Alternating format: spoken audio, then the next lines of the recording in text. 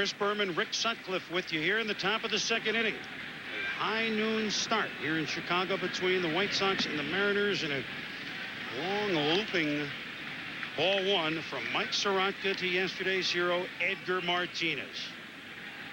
37 years young. I said earlier, I think he wakes up hitting, he falls asleep hitting, he has dinner hitting, reads the paper hitting. 145 RBIs to lead the American League. And, of course, the big two-run home run in the 10th inning yesterday in a 2-1 pitch. Spelled victory for the Mariners.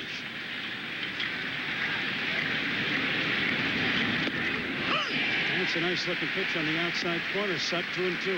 Boomer, we were in Seattle a couple of weeks ago, and A-Rod took me over to Edgar's locker and showed me a scale, a weighing scale that Edgar has to weigh his bats. I've seen a lot of things in players' lockers over the years. I had never seen that before. But he wants to know exactly what each bat weighs. He's got some that are a little heavier, some that's a little lighter, and it depends on the pitcher. Plus, he does everything. He cleans up the infield. I mean, he put the paper right in his pocket. Got a scale, garbage. He fouls this one off. He set a record at 37 years of age for RBIs, most ever by a player at that age. Babe Ruth, at the age of 37, at 137 in 1932. Anytime you can break a record owned by Babe Ruth, I think it's pretty good. Ripped down the right field line. Over is Ordonez with a good arm. Martinez into second base with a double. The hitting machine continues to hit on all cylinders. And because of it, was second-guessed a lot. What do you think, as John Olerud, who followed Martinez with the next pitch with a 418-foot home run? He told me the longest he'd hit in a long time. What do you think? Was that the right move? I think it was the right move to go ahead and pitch to Edgar. Now, the pitch that was thrown obviously was not. You've got a veteran out there on the mound, in your closer, Keith Folk. Why don't you let him go ahead and do what Jerry Manuel did and pitch to him? And let him expand the zone. You're not going to give him anything to hit. I think that was the plan. But there's always that human element involved. Folk made a mistake. Edgar hit it out. They lose game one. And that hits Olerud, and he will be on. So the Mariners in business here in the second. Here's a guy that can blast them, Jay Ferris Buhner. No day off for him. 26 homers this year in a big comeback season. Valentine pulls Durham off the bag, and now everyone is safe. Well, they got away with an unorthodox double play in the first inning. That was going to be tough to turn two, but they didn't even turn one. Hit a double yesterday and 4 plate appearances. Was very busy at third. Some rockets hit past him. Deflected one and almost KO'd an umpire. Made a couple of nice plays.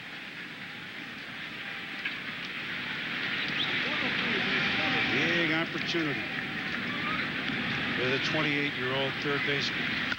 Ripped to the left side. Martinez scores.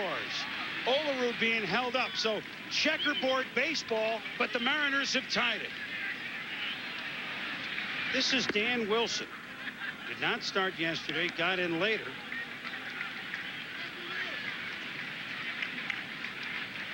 And Wilson was 0 for 2 yesterday, and that extends something that he can't wait to see ended.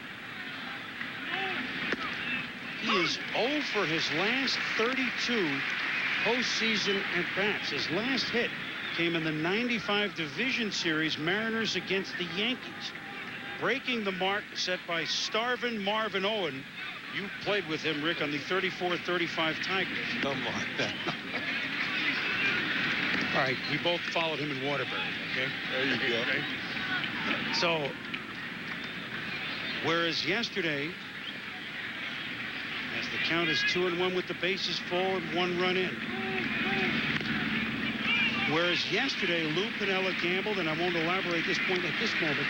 Gamble brought Jose Mesa in. He delivered. Now he has, quote, added a reliever. If he gets Wilson a couple of hits today, he's added a hitting catcher for the playoffs if you follow. And he's not going to catch Joe Oliver every day of the playoffs. He's not done that all year. Wilson hits it well to center. Chris Singleton is there.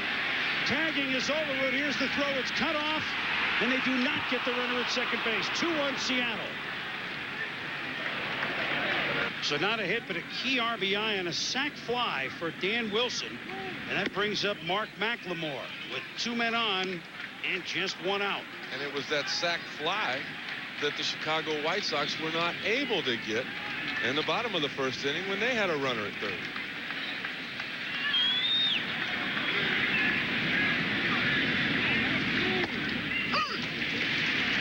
By the way, it took a while, but they finally did post an error on Valentin on that play. So Buhner fielder's choice. Olerud got the second on E6. Scoring at home, and I know actually many people do score at home.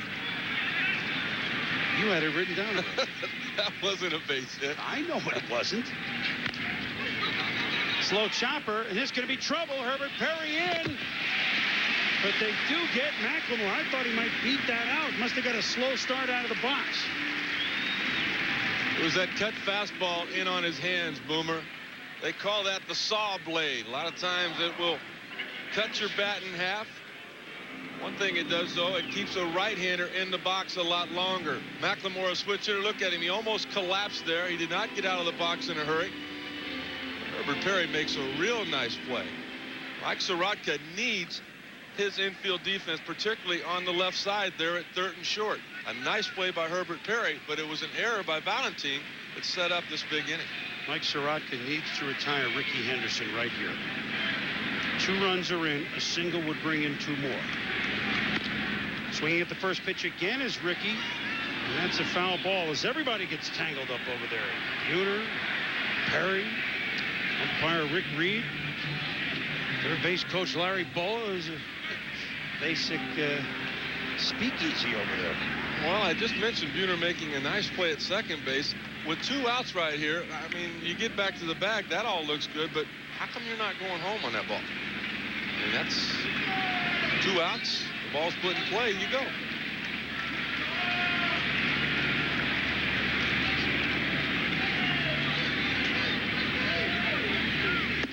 Way inside, 1-1. Ricky singled on the first pitch of the game, was erased on an unorthodox pitcher to short to first double play in the top of the first.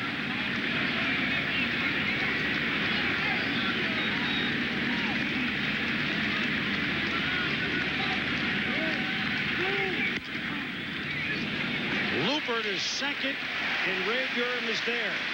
Mariners looking for a big inning, will settle for a pair. They have the lead heading to the bottom of the second here at Comiskey in Chicago.